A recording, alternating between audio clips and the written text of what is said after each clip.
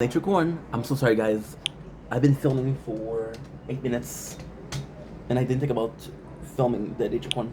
It's a beautiful sunset, though. It's really, really nice.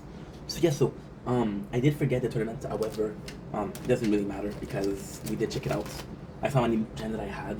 Can't believe we finished Lab Speed and Lab Coin discount. Now I did cheat because we used some gem, but okay. With a 5 Death Wave is really good. However, we did have a small problem. And that small problem is when I get to the last level. When we're getting that last level of bonus coin, I will not know what to do. I'll possibly try to create something else like Smart Missile.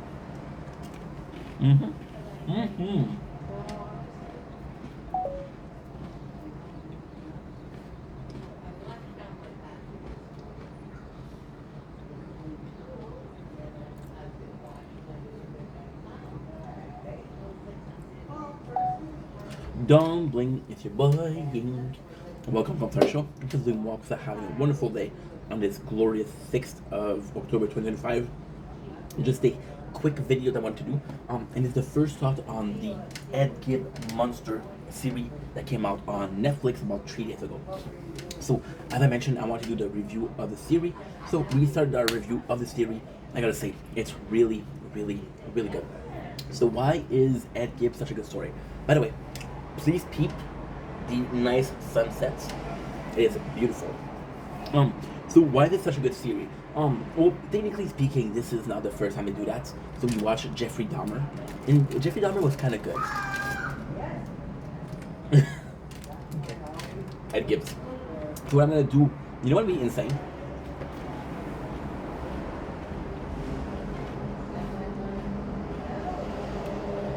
Sorry. So good. Addictive. Oh.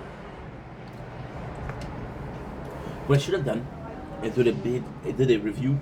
However, Jeffrey Dahmer came out like 2 years ago. So I was making the content and today.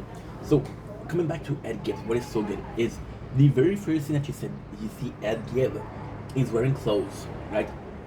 And which is kind of nuts is you would see this and again, I'm not king shaming, I'm not judging, but see him wearing underwear, women underwear, he's choking himself and he's masturbating. So at the start of a series, and still today, it would feel kind of, people would call this peculiar. Where did I learn? Watching the show. So then you learn, he said the 19, like, with the Second World War, with the Nazi, right? And it's insane because you look at how old it was. And Ed Gibbs, the story sells itself as a precursor to all of these bad things. Like, I'm gonna show you.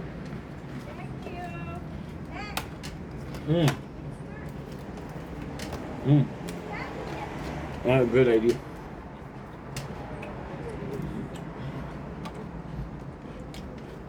I'm gonna read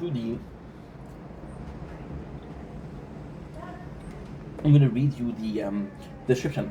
But it's such a good thing because I'm at episode number 2, and I gotta say, the Jeffrey Dahmer series made me go, not really.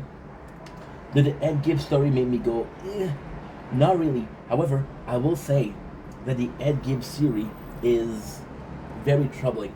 And I'm at episode number 2, and it makes me think, you know? And we're gonna go, so do you know what? Let's go really in depth. Let's go really in depth. I'm excited to talk about this. I'm excited. I feel, and again, I'm gonna look like a fucking douchebag that is, extremely obsessed with himself, right? But that's not it. If I'm being completely honest, it's a lucky thing for me. So let's read Ed Gibbs. Just give me the... Yeah. Tormented by horror vision, Ed transformed its fascination for death in a macabre... I don't know how you say macabre in English. It's written in French. Years later, the reality becomes fiction in Hollywood. You know, so yeah, it's a bit harder to me because yes, I read it in French. It's in French. So with Ed Gibbs, and first of all, I gotta say, I got a mind blowing thing for you guys. I'm saying I missed a couple of the sunsets because we didn't press the nature corner. So I was watching the actor, and I was like, I don't understand. He feels so familiar to me. It's Jackson from Arky. It is Jackson from Arky. I'm 95% sure. I am 95%. So amazing cast. First of all, second of all, Ed Gibbs is so phenomenal because with Donner, it's like a guy that was a bit creepy and he had ID, right, and even he was joking with like a dead frog in class. But at the same time with Ed Gibbs, this is insane because Ed Gibbs right away you see that he's trouble. Forget about. So I'm gonna tell you right away. So you see a couple of things at the very beginning. Now, ultimately speaking, Ed Gibbs, we don't know anything about him. I don't know personally anything about him, and I don't think people know because I never heard of the name, right? What it was, I didn't even hear of the names. That's why I didn't want to watch it because technically speaking, it would have been a great start to Spooktober 2025. So with Ed Gibbs, the first thing you see is he has some deviancy when it comes to sex, and again, he has nobody to talk about just because he's. It's way back in the days, right? Second scene is his mom, and his mom plays an important role because his mom, she's such a bitch, and she always come after him, and he has some trauma. Another scene, his brother, which is the only guy that really understood him, talk shit about his mom and kills him, right? But what I really found interesting or enjoyed watching in a fucked up ways, and this is gonna be super important. Remember those words. Enjoyed watching, okay? And remember this, enjoyed watching, because it's really important. So with Ed Gibbs, what is there is that he kills his mom, right? But he never killed her, but at the same time, he's like, okay, well, it's complex. He didn't help her. His mom. By the way, I don't know if you guys noticed, but there's the moon. So not only do we have that, but we have the moon slowly showing up. I started this recording about 7 minutes ago, and we have the moon. I would have loved the moon to show up. It's okay. It's all good. It's gonna be a beautiful evening because we're gonna be filming the whole ass time. I got my battery charging. I got these two batteries that are good. I got this battery that is amazing, and I got this battery which is okay, not bad. So the first case that you see is the brother. He kills the brother, right? And the brother, he kills him, and then he gets into his mind, right? And he gets into his mind. And they talk about schizophrenia.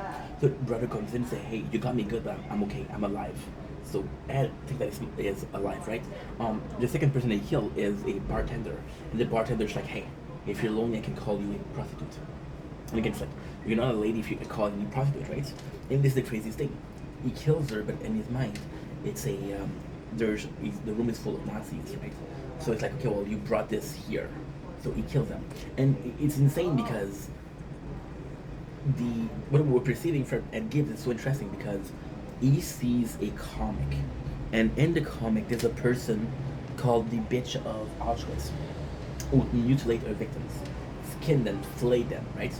And then Ed sees this and he does it, right? But the most important part of the series isn't Ed Gibbs, is that we saw it in the theater.